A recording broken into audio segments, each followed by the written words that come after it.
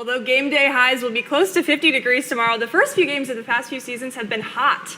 With Nebraska changing sidelines prior to this season, one meteorology class here at UNL wanted to see just how the sun impacts where the Scarlet and Cream once stood on game day. Nebraska Nightly's Harmon Johnson has more from Memorial Stadium.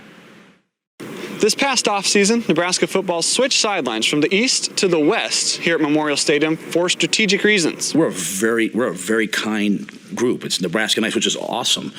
But for like 2 hours, we can cheer after the game for 2 hours, 3 hours, 4 hours. Let's make it hard on them. And so we go places sometimes, and it's hard, right? It's hard to communicate on the bench. That'll be hard. However, one thing they might not have considered was the weather. Weather is always a factor in Nebraska, especially during the early games of the football season.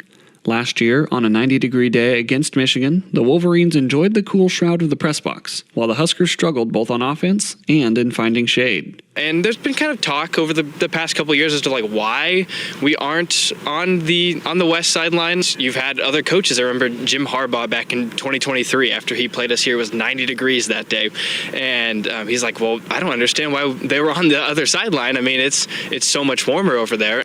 Dominic Ferraro is a student in the capstone course Advanced Synoptic Meteorology. Following Nebraska's move to the west sideline, Ferraro and his group decided they wanted to test if the move was strategic in more than one way.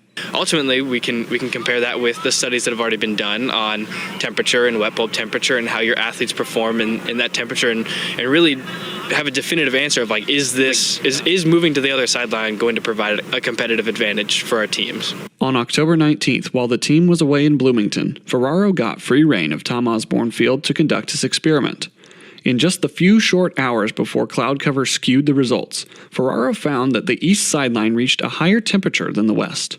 With that knowledge, Ferraro forecasts that the data will not only help the team succeed, but keep fans and game day staff safe. You've got 90,000 people in here every day, and I know the volunteer groups that they have working medical duty on those days and risk mitigation. If you understand how, like, what environments are going to be particularly dangerous for fans and for players, and you can kind of have more resources, maybe more bottled water, more information out before the game, and you can better inform your audience. The initial experiment might be over, but before long, Ferraro hopes the data he collected becomes a standard metric at every football game, and the next round of students will continue down the path he helped pave. Get a week or two of data in the summer. I think that's the optimal environment. We had, a day that was good for the early part, but I think this is just the beginning for what we could learn about the environment here at Memorial Stadium.